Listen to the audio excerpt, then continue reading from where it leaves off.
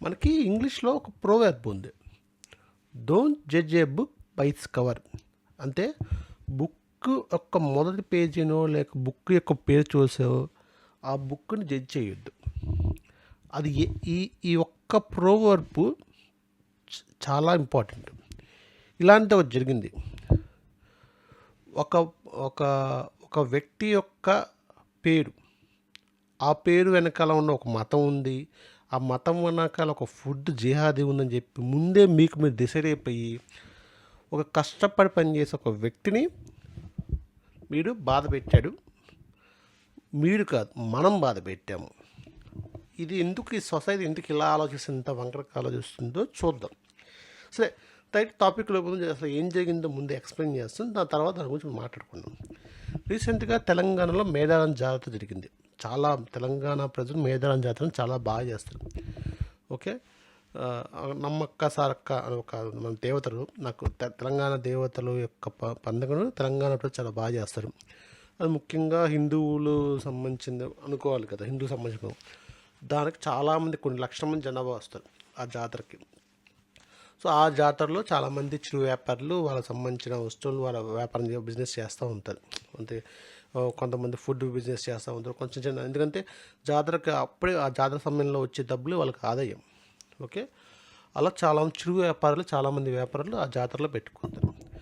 అలా పెట్టుకున్న అలా ఇదే క్రమంలో ఒక వ్యక్తి, కర్నూలు జిల్లాకు చెందిన వలి అనే వ్యక్తి కోవా బన్ను, మీకు కోవా బన్ను, బన్నులో కోవా పెట్టి అమ్ముతారు. ఆ రోజు ఆ కోవా బన్నులు అమ్మారు ఆ జాతరలో. ఇంతవరకు బాగా అందరిలాగా అతను కూడా వ్యాపారం చేస్తున్నారు. అతను ఫుడ్ బన్నులు అమ్ముతున్నారు, కోవా బన్నులు జనాలు కొనుక్కొని వెళ్తున్నారు. బాగానే ఉంది, దీని తప్పు ఏముందో లేదు. కానీ ఇక్కడ తప్పు ఎక్కడ వచ్చిందంటే, ఆ వ్యక్తి ఆ బన్నును తక్కువ రేటుకి అమ్ముతున్నారంట. ఏది 10 రూపాయలకే ఒక కోవా బన్ను అమ్ముతున్నారంట. ఒకటి.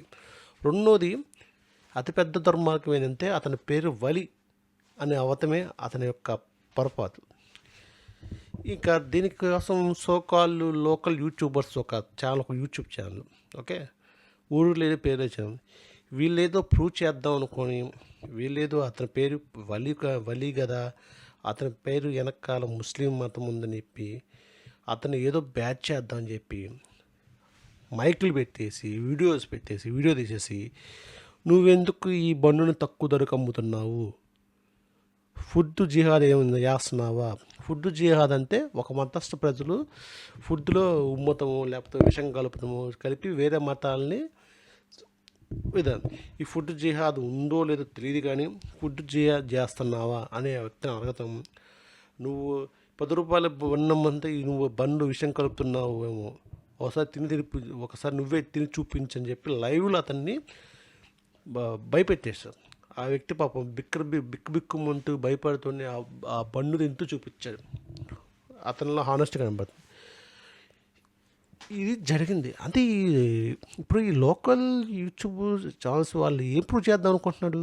మీరు ఏదో పెద్ద మత తీవ్రవాదాన్ని బయటకట్టే కనిపెట్టి అనుకుంటున్నారా? లేకపోతే మీ చిరు వ్యాపారం, ఒక చిన్న వ్యాపారస్ మీ దాడేంటి? ఓకే, అతను ఏదో పొట్ట గుట్టు కోసం బండ్లు తయారు చేసి తక్కువ రైతుకు జనాలకు అమ్మేసి ఆ జాతర చాలామంది జనం వస్తున్నారు. ఏదో ఆ రోజు ఆ 2-3 రోజులకు వచ్చే డబ్బులతో ఆ సంవత్సరం అంతా కొంతమంది చెడు వ్యాపారులు గడుపుతాడు. అలాంటి వ్యక్తి ఈ వలి అనే వ్యక్తి. ఈ వలి అనే వ్యక్తి ఆ బండ్లు తింటుంటే భయపడుతూ బిక్కుతుంటే అది తింటే చాలా బాధాకరంగా ఉండిద్ది. ఓకే, నిజాలు తెలియకుండా జస్ట్ పేరుందనే భయంతో ఫుడ్ జిహాద్ అని ఒక ముద్ర వేసేసి ఇక్కడ హిందువులు ముస్లిం మత విద్వేషాల గురించి మాట్లాడతలేదు. ఓకే, మీరు అంతగా మీరు పెద్ద న్యూస్ ఛానళ్ళు బయటకు తీద్దాం అనుకుంటే చాలామంది పెద్ద పెద్ద హోటల్స్లో నకిలీ ఫుడ్ అమ్ముతారు. బిర్యానీ పేరుతో నకిలీ కుళ్ళిపోయిన మోసాలు, ఎప్పుడో నిలవ ఉన్న మోసాలు అమ్మి బిర్యానీ వాటి మీద వాళ్ళకి కదా. ఎవడో పాపం ఆ చిరు వ్యాపారి ఏదో 10 రూపాయలకి అంత తక్కువ ధరకు అమ్ముతాం కూడా తక్కువేనా? ఈరోజు తక్కువ ధరకు వస్తే పెద్ద మోసం చెప్పి ఫీల్ అవుతుంది.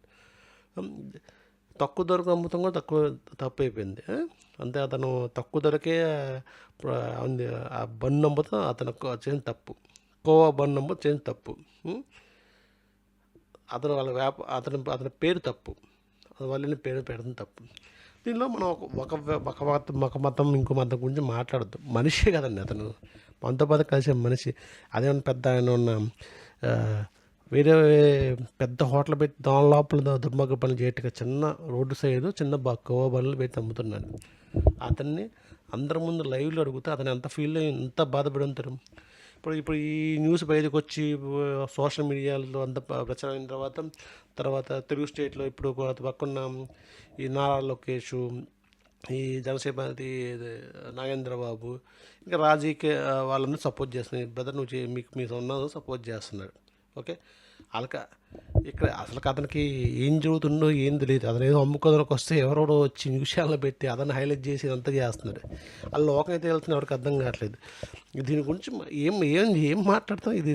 దీని ప్రజలు అలా ఆలోచిస్తే ఇంకా మనం అది జరుగుతుందా, ఫుల్ జిహాద్ జరుగుతుందా జరగట్లేదా పక్కన పెట్టి ప్రతి ఒక్కరిని అమాయకుల్ని సామాన్యులు మనస్తే ఏంటి, మన చేతి కన్నం పొడుచుకున్నట్టుంది అది. సో దీని గురించి మీరు ఏమనుకున్నాడు?